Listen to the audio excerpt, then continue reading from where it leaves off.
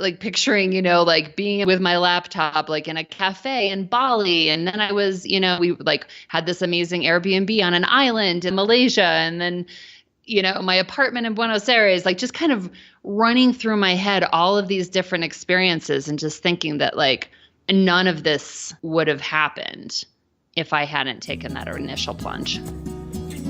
Welcome to the Go Hunt Life Show, hosted by Todd Nevins. This is Todd Nevins, and I explore stories about people that had seemingly normal lives and careers going, but they pulled the ripcord and blew up their comfort bubbles to hunt down their life that they had always dreamed of living. On the show today, I speak with Amy Scott. She figured out a while ago that her normal 9-to-5 job just wasn't for her. 14 years ago, she was an editor in San Francisco for a travel guide publishing company, commuting into the city and squeezing out her own travel experiences around her vacation time. And that just was not good enough. So she started the process of planning her escape, but it took her a lot longer than she expected to save up what she needed. 2.5 years, actually, of planning, saving, and most importantly, keeping her dreams secret from her employer until she was ready to launch. The day finally came, and with just $12,000 and a mission to keep traveling no matter what, she left her normal life behind. She is now a veteran at living the location-independent lifestyle 14 years later, and her life now reads like the travel guidebooks that she was once editing. She figured out the formula to create her career around her lifestyle versus restricting her lifestyle around her career. My conversation with Amy Scott of Nomad Topia is coming up next. This episode is sponsored by PrintDirtCheap.com. Jeff Chrisman, the founder of Print Dirt Cheap, started his business the way most companies begin, with grit, determination, and a vision. And now, a decade later, he's built his company into an online printing powerhouse. If I've handed you a business card in the last 4 years, it was printed by Print Dirt Cheap. And the decals all over my laptop, they printed those too. They print and ship over 30 categories of printing products, from business cards and decals to banners, company letterhead, restaurant menus, and a ton of direct mail pieces. And they have just rolled out an entirely new website, ensuring that your online user experience to place an order is simple and fast. And when you place that order, use promo code LifeHunter for $10 off. Amy, thank you for jumping on the show today. Thanks. It's great to be here. Where are you located in the world? And if you were to walk outside, describe what you would see. So I am in Mexico City. I'm in kind of a newer part of Mexico City. It's a real mix of high-rise apartment buildings as well as corporate headquarters. If you literally walked out the door of my building, you would see a Party City party store across the street. And there's also a ton of construction going on. They're building a new little complex of 3 towers right kitty corner from our apartment building. Some new restaurants going in there that we're excited about.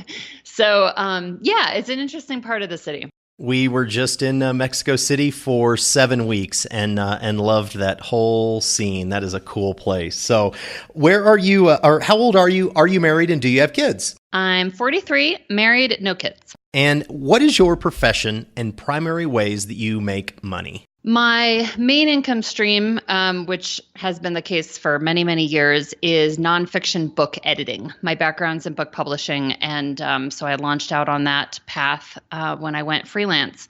And I also am certified as a coach. I help other people who would like to be living a location-independent lifestyle, and I run an online community for that group called the Nomad Topia Collective. Yeah, I want to go backwards and take me back to your life before, and then I am really curious to know how you help people that want to pursue a lifestyle like yours, a location independent lifestyle. But so first, take me back to when you had a normal life, a typical life that most people can relate to. Where were you living and what were you doing? What was a typical week? Yeah. So I was living in San Francisco. I worked, as I mentioned, for a publishing company. I actually worked for a travel publisher. So the concept of quitting your job to travel was not a totally foreign concept. But my life was great in many ways. I lived with my boyfriend. I lived in the city and actually worked across the bay near Oakland. And so I had kind of a reverse commute, and I had sold my car to save money to travel.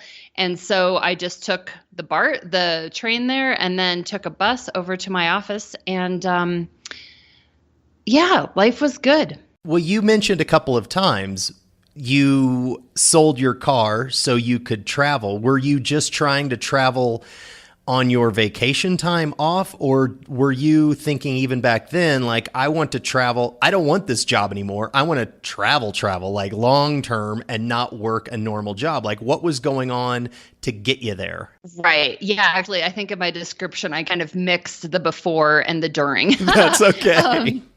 Yeah, because it was about a 2.5 year process for me from the time that I decided that I wanted to quit my job and take a round the world trip until the time I actually left, and I ended up leaving solo because the boyfriend was no longer in the picture. So yeah, obviously during that time, I was looking at ways I could save money, planning where I wanted to go, when I was going to leave, and all of that. And yeah, selling my car was part of that. 2.5 years is longer than most of my guests that are leading up to a decision like this. Typically, it's about a year. Was it just the financial piece of it that took you 2.5 years, or were there other factors at play? Yeah, it was really just the money. San Francisco is a pretty expensive place, and publishing is not a particularly lucrative industry. And so, yeah, it was really just a matter of, I basically had set a financial goal for myself and had determined that, okay, once I reach that goal, then I'll be ready to leave. And it just took a long time to get there. How much money did you have, or how much money were you counting on that was going to buy you like X number of months or years? Like, what were you looking at? Yeah, I think the magic number was $12,000, and that was intended to cover absolutely everything for at least 9 months of travel. And so that included, my storage unit in Oakland because I saved a bunch of stuff, insurance, flights, everything actually on the road. And then it actually ended up being enough money that I came home and bought a laptop and, had enough money for an apartment deposit and all of that to kind of get situated after that trip was over. Wow, you traveled lean then. Okay, so yeah. leading up... Well, this was also 14 years ago. All right, there you go. That puts it a little bit more into perspective. But leading up to it, like you were working, commuting, all of that. When did you start telling people, hey, I'm going to quit my job and travel for 9 months? Yeah, I was... In certain circles, I was very, very hush-hush about it. Like nobody at work knew. I think maybe like 6 months before I left, I confided in one coworker at happy hour, and turned out she was also plotting her escape, which was perfect. And so we really bonded over that. My family knew fairly early, and then a couple other close friends.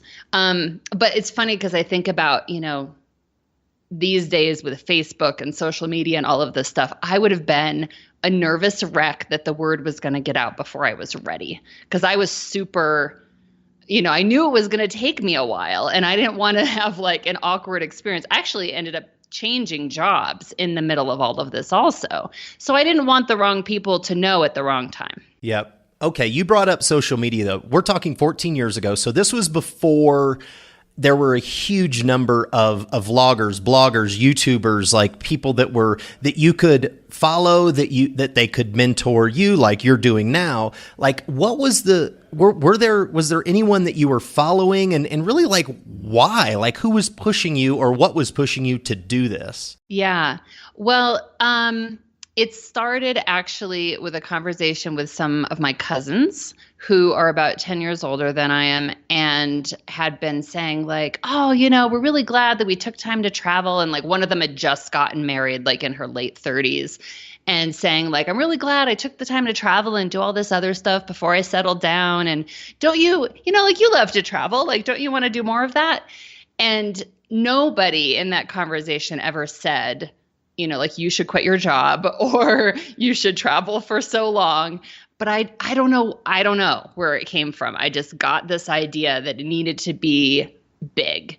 And so that was where it came from. That was the initial spark. But I kind of feel like I came up with the idea on my own, and then started researching online and discovered a round the world trip, that's a thing.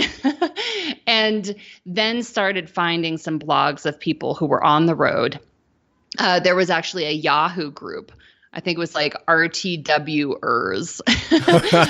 something like that. And so that was really the source of a lot of connections. In fact, a woman who's still one of my closest friends is somebody that I met. I believe I found her blog either through my own research or through that Yahoo group. And then she was ending her trip in San Francisco and we connected and we've been friends ever since. So yeah, there were some really great networks, and maybe because there weren't so many places and ways to find people, it was, it really felt like a close-knit community back then. What was the risk of you staying in your current career and working and continuing to save? What was the risk in that? What do you mean? I mean, why, did you reach a point where you thought, you know what, I am more motivated to completely do something else and I don't care about the comforts that I've built? What were some of the excuses that you could have used to talk yourself out of doing this? For me, I really didn't feel like there were any. Once I got this idea in my head, it was on, totally 100%, no looking back. And I guess the only thing I can think of is that, I did enjoy my job. I enjoyed the field that I was working in, and I didn't know what it would be like, to leave that. And then what was I going to do after that? I really didn't have a plan. I thought maybe I'll come back to something similar. Maybe everything is going to change because of this trip. I really didn't know. But I was totally, that was okay. I was totally willing to just see what happens. Was there a dramatic day when you walked out of the office and, got on the plane? Was it some big dramatic moment or no? It was, well, of course I gave notice. I think I actually gave about a month,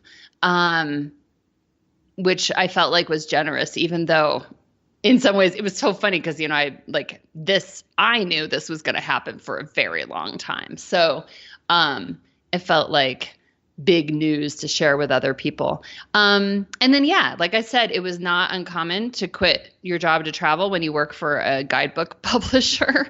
And so people were super supportive. My coworkers made me a shirt that said, can I crash on your couch, in 10 different languages. That's awesome.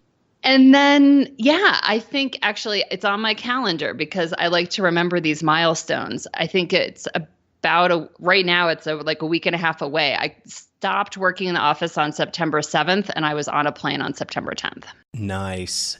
Well, because it was a travel company and it wasn't so far off, you weren't working for a financial services company or an insurance company where this is really left field. Was there a possibility for you to just take a sabbatical and come back 9 months later and just sink back into your role? Yeah, that is not something that I talked to them about at all. It may have been possible, but I think, and I certainly felt if there was an opening when I came back and I was interested in coming back, they certainly would have welcomed me back with open arms. But I don't know why I didn't really entertain that idea. I think I just wanted to have things be completely open-ended, and just let's just see what happens. And this way, anything's possible, except for having, stuff in a storage unit in Oakland. I had, no ties and no place I needed to be at any particular time. Incredible feeling. So you step on the plane. Where do you go first? Yeah. Like I said, I was all in, but then my friends dropped me off at the airport and I was freaking out. No. I remember shaking, crying, standing on the curb. I was oh my God, what's wrong with me? And I think it was it just finally hit me oh my God, I'm really doing this. And, but I got over that pretty quickly. Got on the plane and flew to Peru.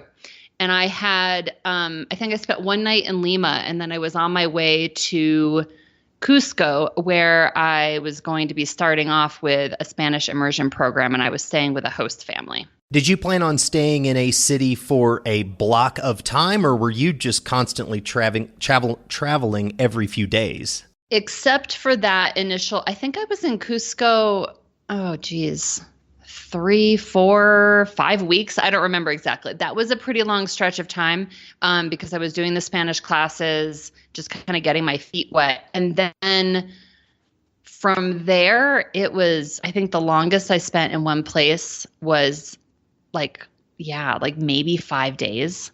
So I was really on the move.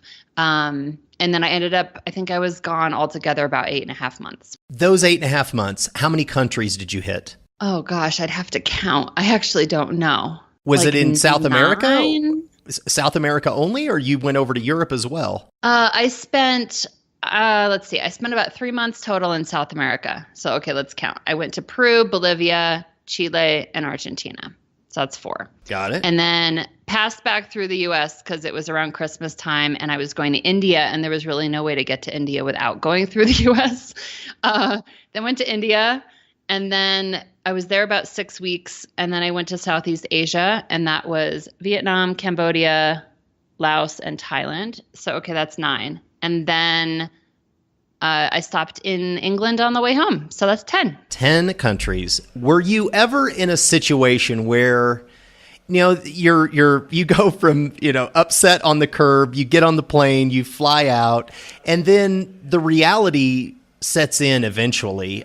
Was there ever a point when you were out there thinking, what am I doing out here by myself? This is harder than I thought. This is more fun than I thought. Like, was there ever a moment where you're like, what am I doing out here? No, I don't think so.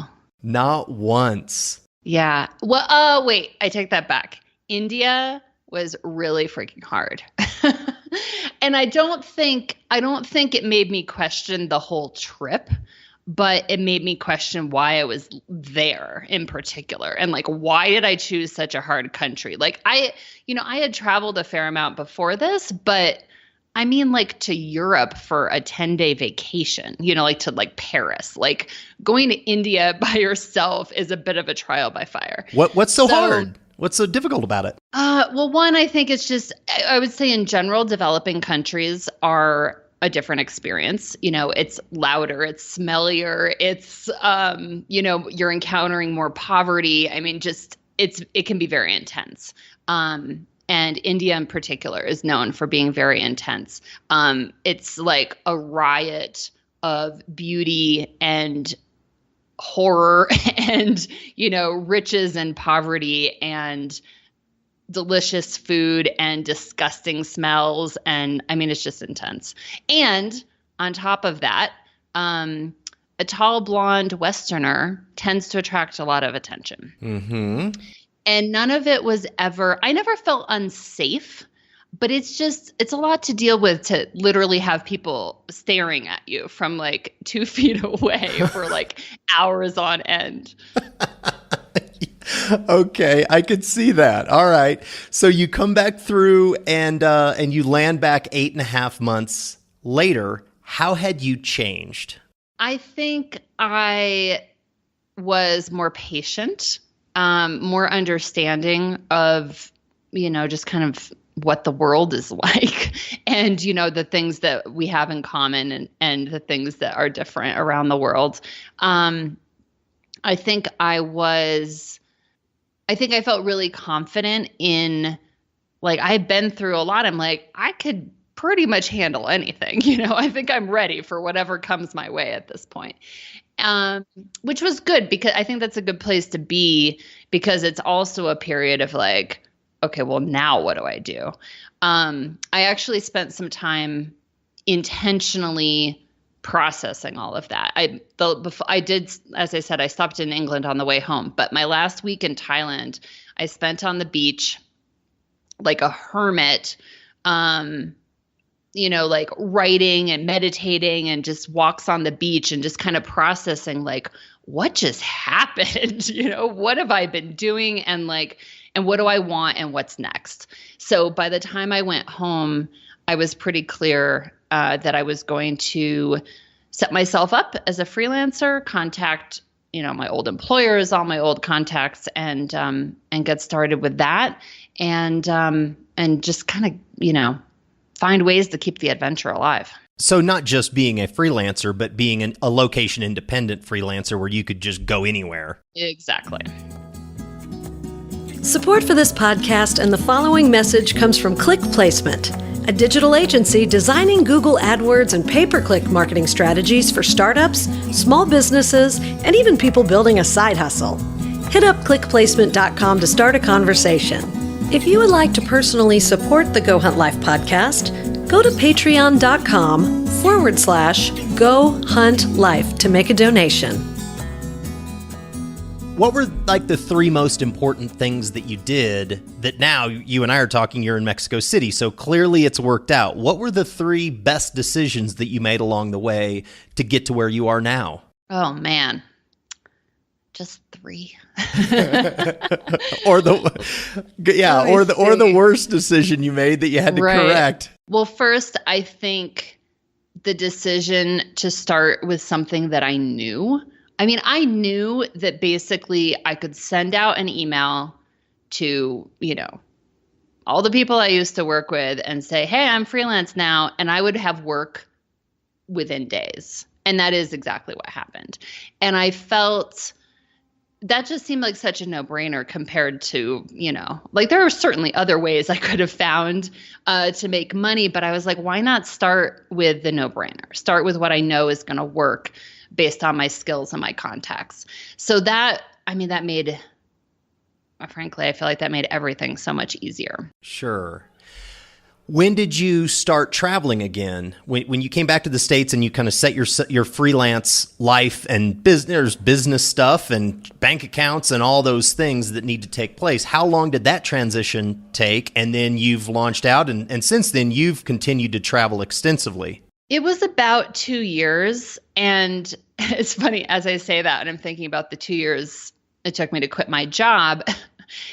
I think it's a coincidence, but it does speak to the fact that I like to be prepared and I like to be like, okay, like I know this is working. And I honestly don't remember what my milestone was or whatever. Like, I don't know how I knew when I was ready, but I knew that I generally just wanted to have a sense of like, having proven that this can work, right? Like, okay, yes, I can support myself. Like the clients and the projects keep showing up. It looks like this is working. And so I basically just wanted to have a sense of that before I took off again. And I probably was also building up savings again, but I don't remember exactly.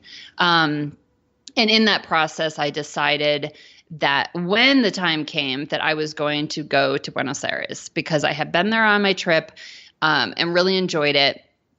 I was also aware of the fact that if I went somewhere cheaper, that would also make all of it work much better. In May of 2007, I moved to Buenos Aires and ended up living there for 5 years. And then between Buenos Aires and Mexico City, was there another stop? Oh, yeah, like a million. So I ended up meeting my husband in Buenos Aires. He is a local. And that was part of the reason I ended up staying so long. And then shortly after we got married, he quit his job and we hit the road together. So that was in 2012. We spent some time bouncing around the US and Canada. We went back and forth between Buenos Aires and other places a couple times. We spent, like 8 or 9 months in Southeast Asia.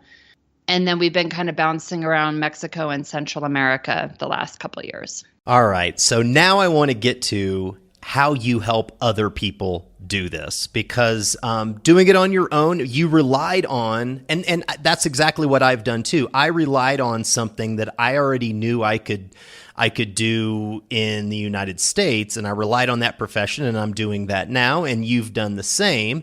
And some people's professions are easier to do that in, and others simply are not, and they completely have to reinvent. So what motivated you to create, and it's Nomadtopia Collective? Is that what you're calling it? Yeah, Is that's that the name community. of it?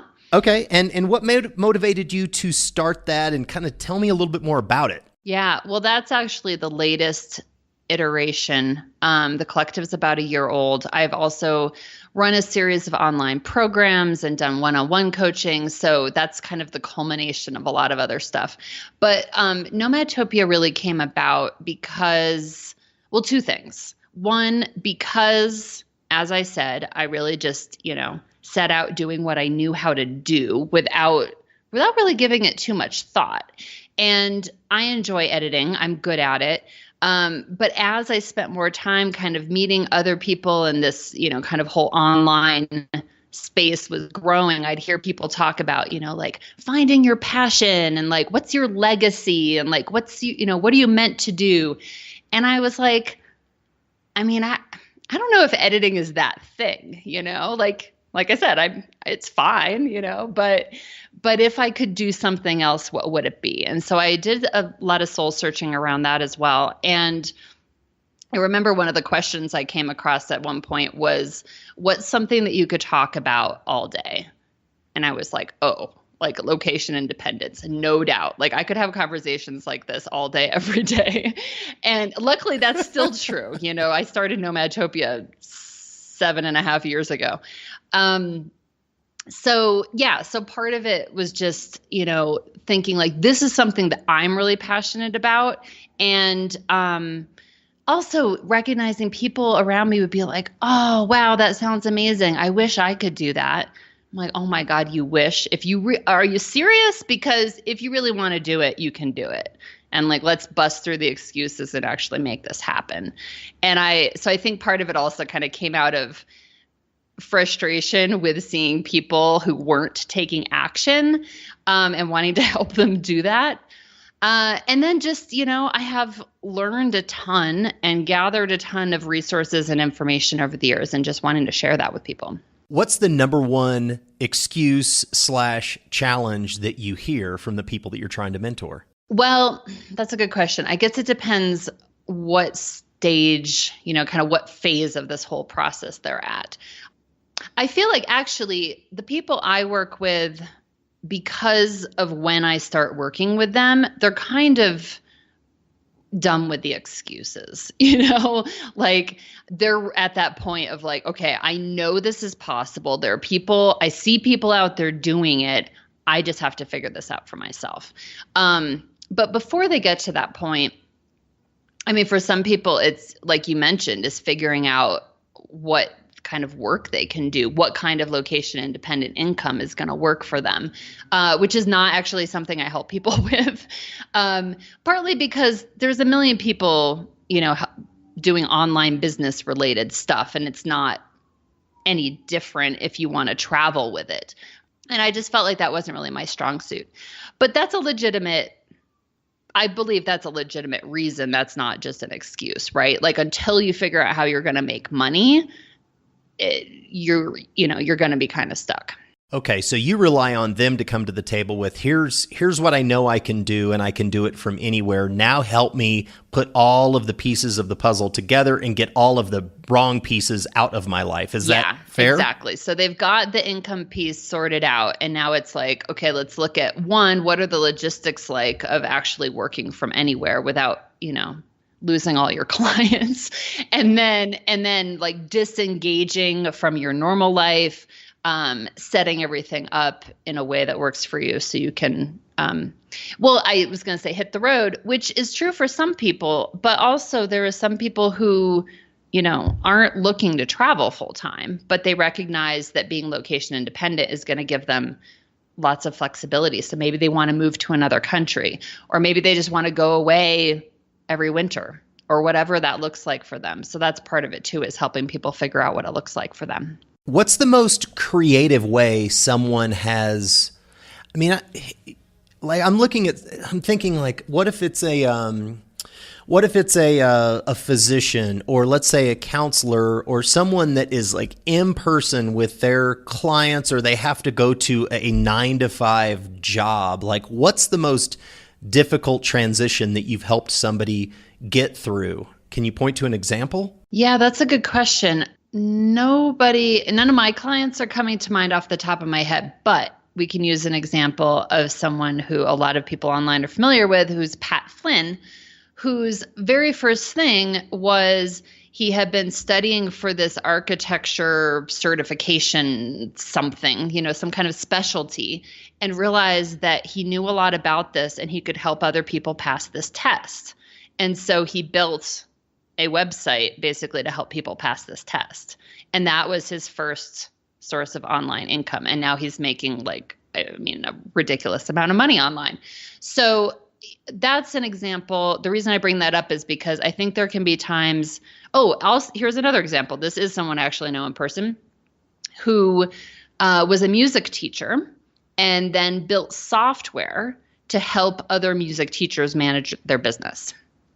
So like that kind of thing is when you can take something that does seem like a very in-person career and basically it's like taking the knowledge and possibly like the problems that exist because you've been in that situation, and like build something that you don't need to do in person that helps other people. That makes complete sense. Okay, so Nomadtopia Collective, where's the revenue come from? Where's your income come from? How does that work? It's a subscription membership. Okay. And if I come to you and I say, okay, I'm living in St. Louis, Missouri, and I've got a house and a car and a wife, and we both work, but we've both like mentally committed, and here's what we're going to do. Like how long is this program, and what should I expect from it? Well, it's not a program. It's a community that we have tons of resources and information in there, but it's not like a step-by-step course. And part of the reason for that is because I ran a course like that in the past. It was 6 weeks long, and I ran it like a couple times a year. And I realized that almost everybody is going to need more than 6 months or 6 weeks to actually implement this. And 2, because the kind of person you describe is the kind of person who might show up in a course like that. But they're going to need more time to actually implement. And maybe I'm running the course in March, but this guy isn't really thinking that this is for him until December. So like he missed the boat, right? So I decided to set this up as an ongoing community where people can come, you can join whenever you're ready, and we'll help you get there. And, depending on, that was the other thing. The course, is like week 1, we're talking about work. Week 2, we're talking about, your house and your stuff. Week 3, we're talking about banking, whatever. But what if you join and your house is top of mind, but we're not going to cover that for like 3 weeks. So that's the other thing with the community, is that someone can come in and jump straight to what's top of mind for them in that moment, whether it's, articles and resources that have already been posted, or just starting to ask questions and connect with people and get help. You and I do not have kids. What percentage of the people in the collective do have children and have to think about that whole other level of going location independent with children? Right now, actually, I think almost everybody in there, if they have kids, they're older. So they've already, the kids are on their own and aren't really a concern. Which is interesting. I think that's partly because I don't have kids, and so I haven't really drawn to me that kind of audience.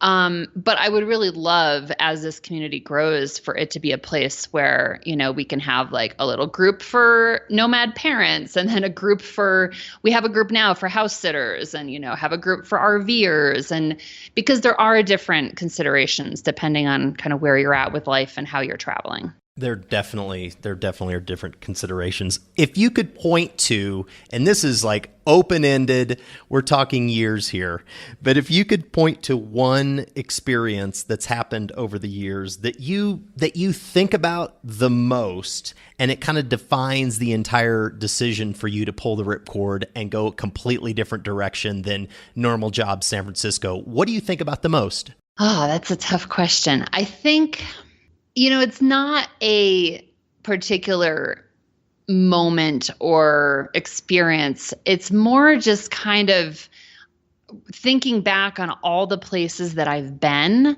and like picturing, like being with my laptop, like in a cafe in Bali. And then I was, we like had this amazing Airbnb on an island in Malaysia. And then, my apartment in Buenos Aires, like just kind of running through my head all of these different experiences and just thinking that like none of this would have happened if I hadn't taken that initial plunge. What are you that is an awesome answer. You nailed it. What are you focused on right now and in the next 6 months? I'm really focused on growing the collective. So I'm, I have my own podcast and use that kind of as a vehicle for advertising and just trying to get the word out. And I would love, love, love to have more people join the collective. If you could go back when you were you stepped on the curb at the airport, you were crying, you're emotional, all of that. If you could go back in time and give yourself 1 minute of advice at that moment, what would you say to yourself? Oh, gosh. I mean, it's probably not that different than what I was actually telling myself in that moment. Just that, that I was ready for this, that I had been planning for so long, that this is like what I was meant to do. And this is the obvious next step. And it's all going to work out. It's just the start of a whole new adventure, and get on the plane and go for it. And it's clearly all worked out, but you know what? You're in the middle of the adventure. That's the best part. It's just continuing. You're not going back after 8.5 months. You're just moving forward. Absolutely. Yeah. Yeah. If I had told myself, if I could go back and tell myself, don't worry, you're still going to be traveling and living abroad 15 years from now, I would have been like, you're crazy.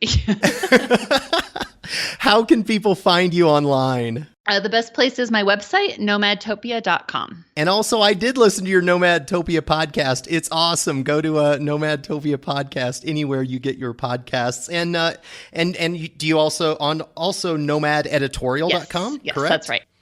All right, Amy, that is all I've got for you today. Thanks so much. This was great.